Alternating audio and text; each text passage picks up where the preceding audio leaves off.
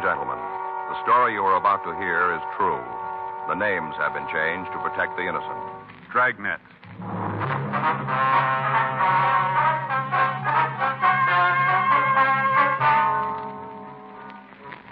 You're a detective sergeant. You're assigned the homicide detail. A young man walks into your office and tells you he wants to give himself up. You don't know if you can believe his story. Your job? Check it out.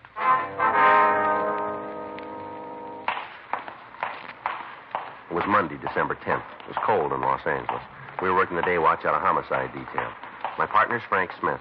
The boss is Captain Lorman. My name's Friday.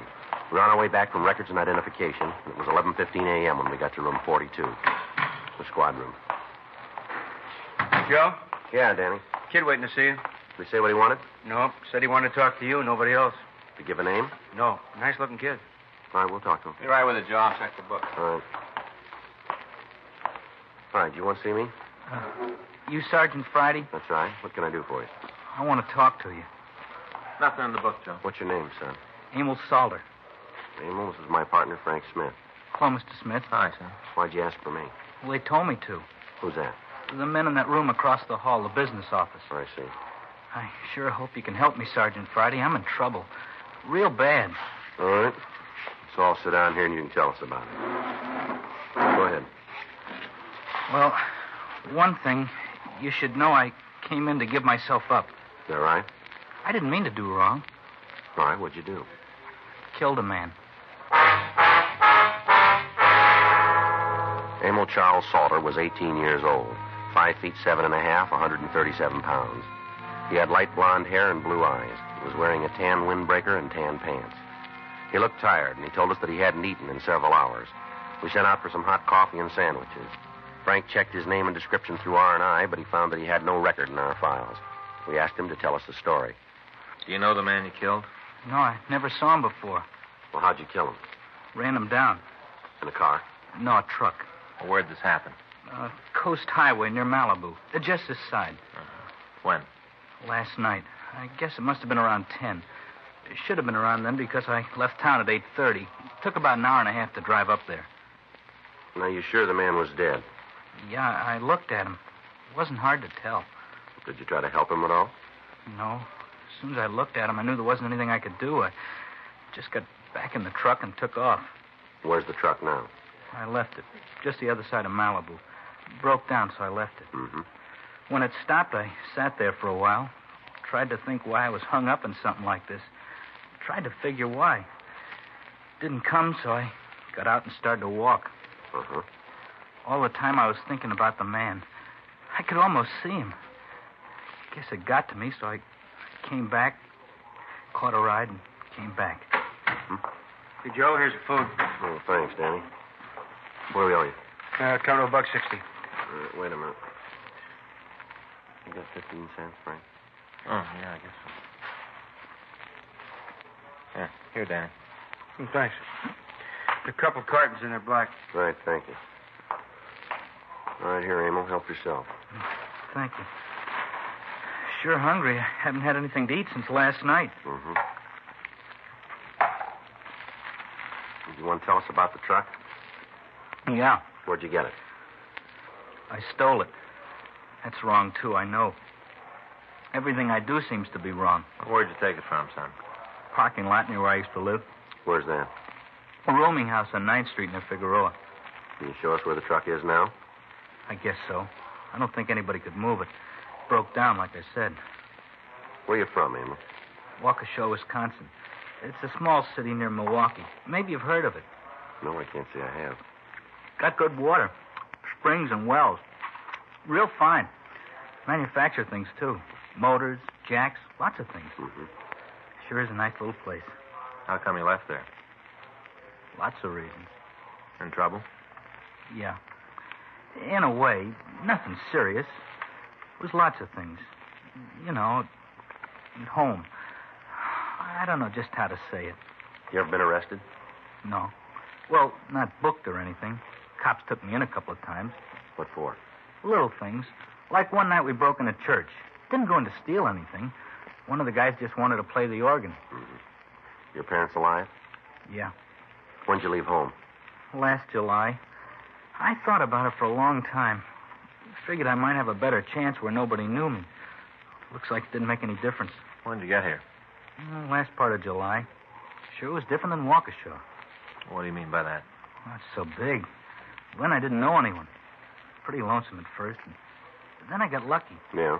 I got this job. Nothing important. Just washing dishes at this cafe. I get $25 a week in food. Yeah. Got a little money ahead. Bought some clothes. Not real fancy, but they were new and they give me a lift. You know. Sure. Had a nice room, too. Clean, handy to work. Thought I had it made. Then the axe fell. How do you mean? I got sick. Couldn't get out of bed one morning. The landlord called a doctor. He said I had rheumatic fever. Yeah? The doctor called for an ambulance, and they took me to General Hospital. Uh-huh. Things are bad enough when you feel good. I was in the hospital, and I didn't feel like nothing. You remember the doctor's name? No, sir, I don't. How long were you in the hospital? 3 days. They discharged you in 3 days, did they? No, sir, I ran away. Why? Well, the Travelers Aid Society said that they were going to send me back home. I didn't want that, so I ducked out. Mm-hmm. I went back to my room. I got a couple of bucks I had hid and left. Mm-hmm. Didn't have any idea what I was going to do, but I didn't want to be sent back to Wisconsin. That's when you stole the truck, huh? Yeah, looked like a way out of town. Uh-huh. The whole thing doesn't seem like it really happened. You know how when you're half asleep and the radio's on, the things come through, but they're not real clear. Yeah. Like that. I remember riding in the truck after I hit the man, trying to think what I was going to do, how I was alone. Mm-hmm. Story of my life. Seems like I was always alone. Sure was last night. I don't know. I guess I never do anything right, do I? Guess I just don't have the nerve. You did this time. Hmm? You came here, didn't you?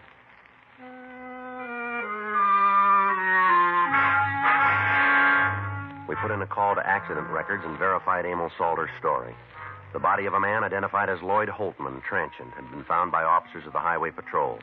Holtman had apparently been struck by a vehicle traveling at high speed as he walked along the road. We checked with Lieutenant Lee Jones at the crime lab, and we found that his division had made an investigation. Frank and I left the office and went over to see him. He showed us pictures taken at the scene. On the victim's coat, the lab crew had been able to find traces of blue paint. Jones was not able to tell us what type of vehicle had hit the victim, but he did say that from the high rate of speed at the time of impact, there would be extensive damage to the front end of the vehicle. Emil Salter was booked on charges of violation of Section 480 V.C., a felony. Frank and I checked him out of the main jail and drove out to where he'd left the truck. He told us to drive up Highway 101. When we got past the Malibu colony, he directed us to turn off onto a dirt road. We drove about 200 yards, and then he asked us to stop. You sure this is where you left the truck? Yeah, just over there, behind those trees. When the engine started acting up, I looked for a place to park. Figured it'd be better if I got off the road. There it is. You can see it now. Uh-huh. This is the same one you stole last night, is it? Yes, sir. It's the one I was driving. I'll check the front end. Yeah. Did you have anything to drink last night? No, I had enough of that at home. Mm-hmm. You're sure this is the truck you had when you hit that fellow? Huh? Yeah, I'm sure. I don't know what all the questions are about. I said I did it. I'm not trying to hide anything. There's nothing up there, Joe. Front end's clean. Well, it doesn't make a lot of sense, does it? No. I don't understand what the problem is. Well, what you tell us doesn't add up with the evidence here.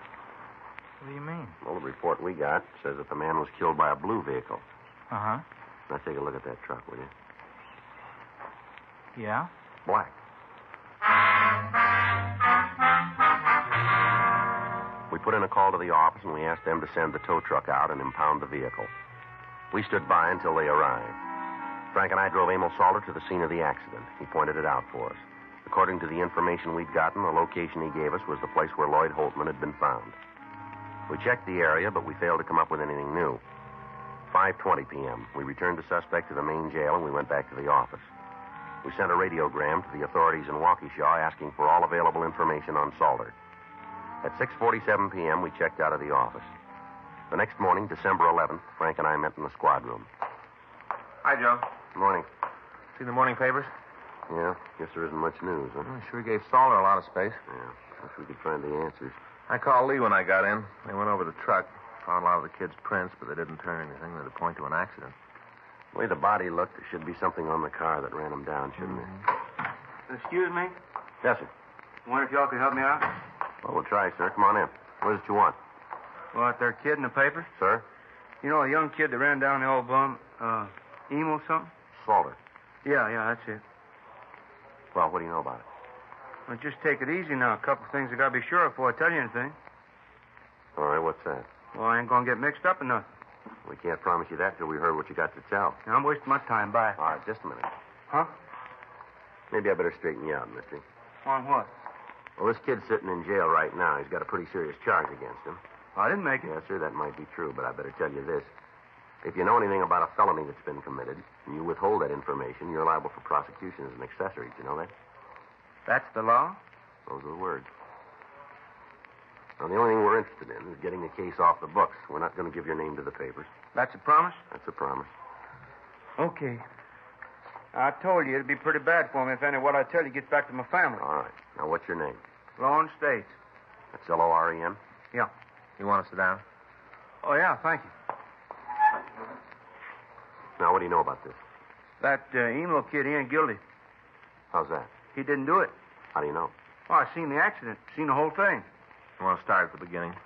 Now, you're sure none of this is going to get out? We told you, not from us. Okay. Well, I took a drive Saturday night up the coast. I had dinner. Uh-huh.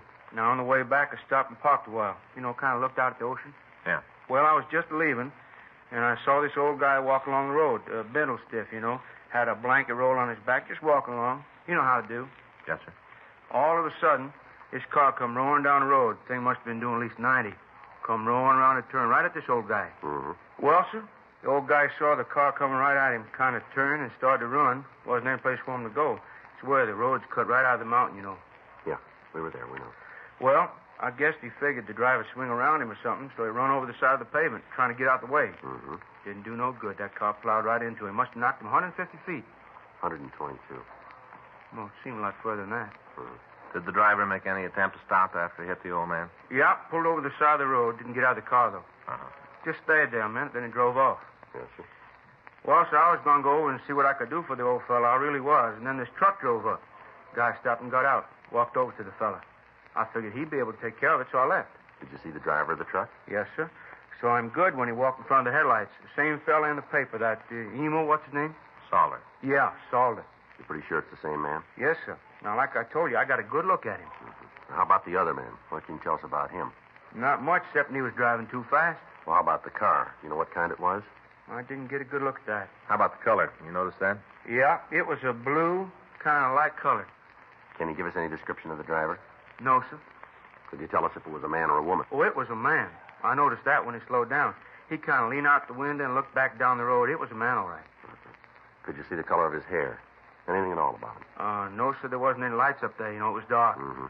I couldn't see very good. The main reason I know the driver was a man was the lights from the truck kind of picked him up, and that's when he left. Well, all right, Mr. States. We appreciate what you've told us. Glad to help as long as nobody's going to know. Be pretty embarrassing. Well, how's that? Well, so you see, me and the wife, we ain't been getting along too good. Nothing worth talking about. But a fella don't like to be nagged at, you know. Mm-hmm. Well, there's this little secretary in our office, and she and I talk once in a while. A couple of times we gone out for morning coffee together. Mm-hmm. This last beef with my wife, I figured I'd fix it good. So I asked the secretary for a date. She gave it to me. We got together Saturday night. Had dinner at a place up near Malibu. Mm-hmm. On the way back, we just parked and talked. Nothing wrong, mind you. But I don't guess my wife'd understand if she found out. I see. So you see why I don't want nobody to know about Saturday? It'd be kind of tough to explain. Yes, sir. Got to thinking about it, though, and what that kid, Emo... Salter. Yeah. Got to thinking what he must be going through and decided maybe I better tell about it. Well, sir, it's going to help him a lot. Yep, I guess so. Oh, something else you might be able to use. What's that? Might not be worth anything out of state and all. What's that? The hit-and-run car? Yeah. I got license number.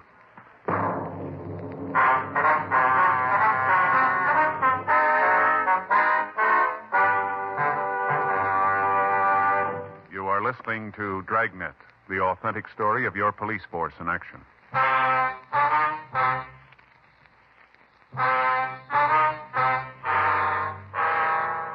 We got the license number of the hit-and-run car. Also the fact that it carried an Illinois plate.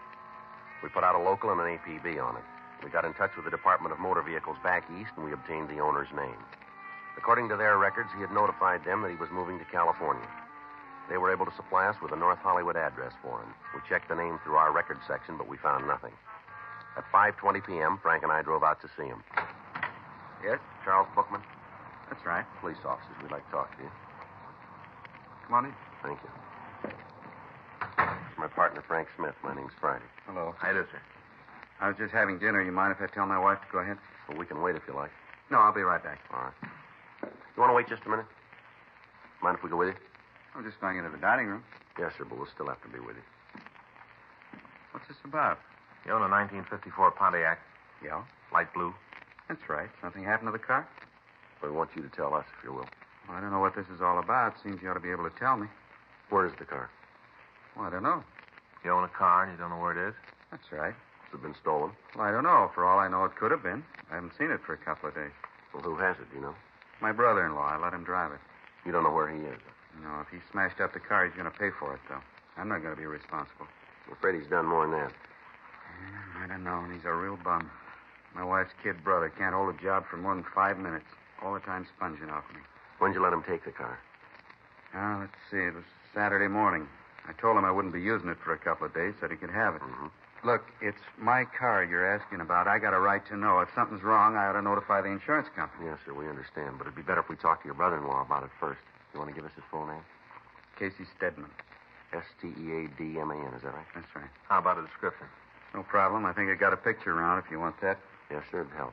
I'll get it for you. What were you doing over the weekend? I was home. I'm branch manager for the company I work for. I got an annual report I have to get out. I worked on that. Every night? Yeah. Started it Friday night, finished it up Monday afternoon. That's one reason I let Casey take the car. What? To get him out of the house so I could get some work done. Oh, I see. But all he does is sit around and look at the TV. Starts right with the programs for kids and goes straight through the day. I think there's something wrong with his ears, too. Always got set turned up real loud. And anybody can think when he's watching a show. Yes, sir. I had to get him out of the house. Wife won't even let me say anything to him. She knows how important that work is, too. Sometimes I wonder if it's worth it. Well, I wouldn't know about that, sir. Just once. Just once, I'd like to be able to prove to my wife what a bum he is. Just once, so she really believes it. Well, if he was driving your car Saturday night, we'll let you know. What'll that prove? She'll believe it then. We got a complete description of Casey Stedman along with a picture of the suspect. We went back to the office and got out a supplemental broadcast and an APB on him. A check at R&I failed to turn up any information. We talked with his friends and his known associates. None of them could tell us where he was. None of them had seen him since the accident. Wednesday, December 12th, we got a call from one of the larger garages in the city. Yes, sir, that's right. Mm-hmm. When did he call you? I see. All right, we'll be right over. No, if he does, will you try to stall him till we get there? Right. Thank you. Bye. Garage over on 6th. Yeah. Guy hauled a car in this morning, front end all smashed up. Started to work on it, and he thought he'd better call us. Blue Pontiac? That's right, stains on the fender. Yeah. Mechanic thinks they're blood. Frank and I left the office, and we drove over to the garage. We talked to the owner. He told us that he'd gotten a call to bring a tow truck to the corner of Main and Crocker Streets. When he got there, he met a man who asked him to tow a car to the garage and to do some repair work on the right front fender. We showed him Stedman's picture. He gave us a positive identification. We checked the car over. It was a 1954 blue Pontiac sedan. The license number was the same one that we'd gotten previously. The garage owner went on to tell us that the suspect wanted the car on Thursday night and that it was important that the repairs be made by that time. We asked that we be notified in the event the suspect made an appearance before then.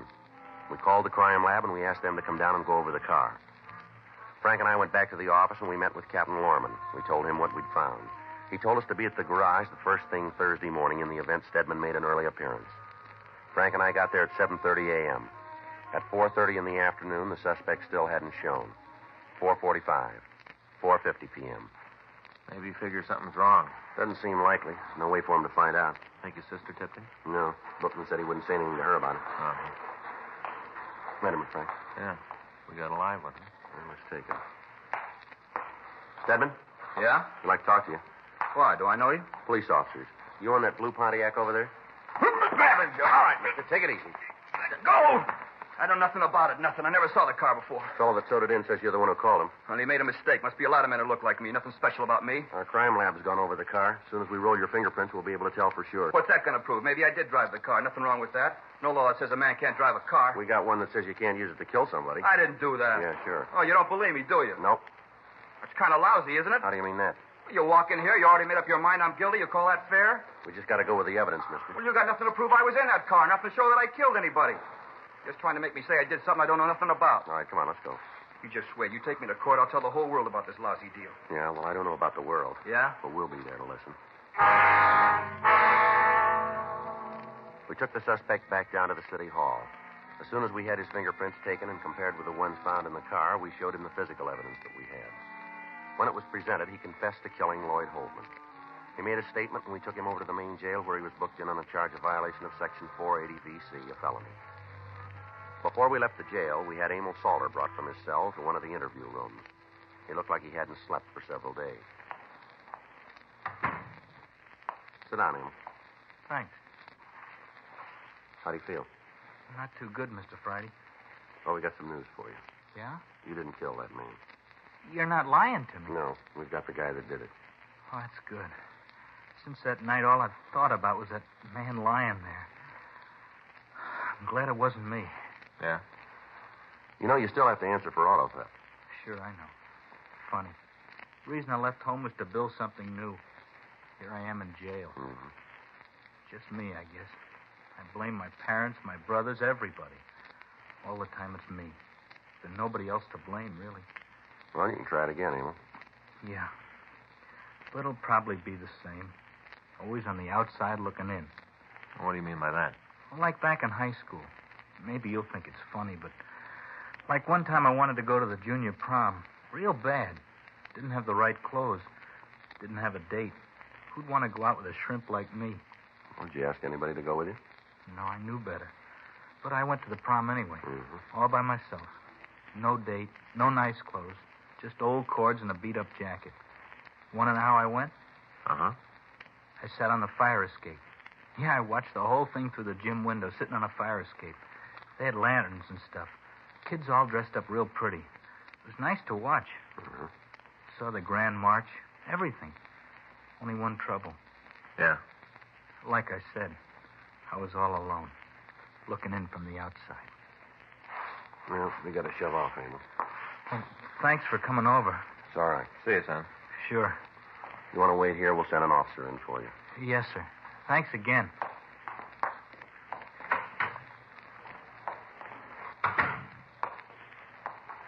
Kind of nice kid, don't you think? Yeah, guess he is. Guess a lot of things caught up with him. Kind of gives you a funny feeling talking to him. How do you mean that?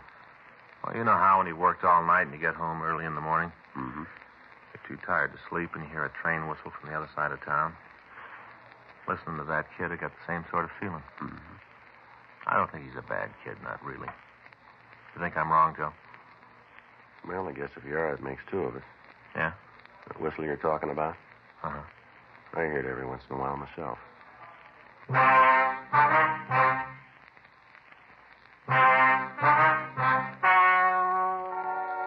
story you have just heard is true. The names were changed to protect the innocent. On April 16th, trial was held in Department 97, Superior Court of the State of California, in and for the County of Los Angeles.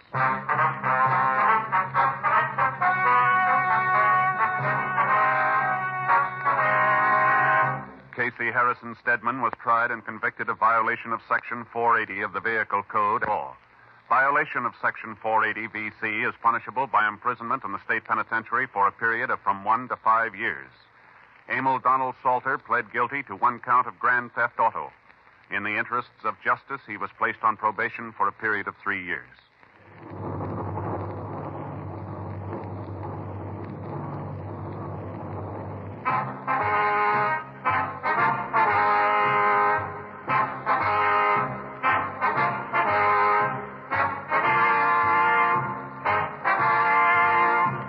You have just heard Dragnet, the authentic story of your police force in action, and starring Jack Webb, a presentation of the United States Armed Forces Radio Service.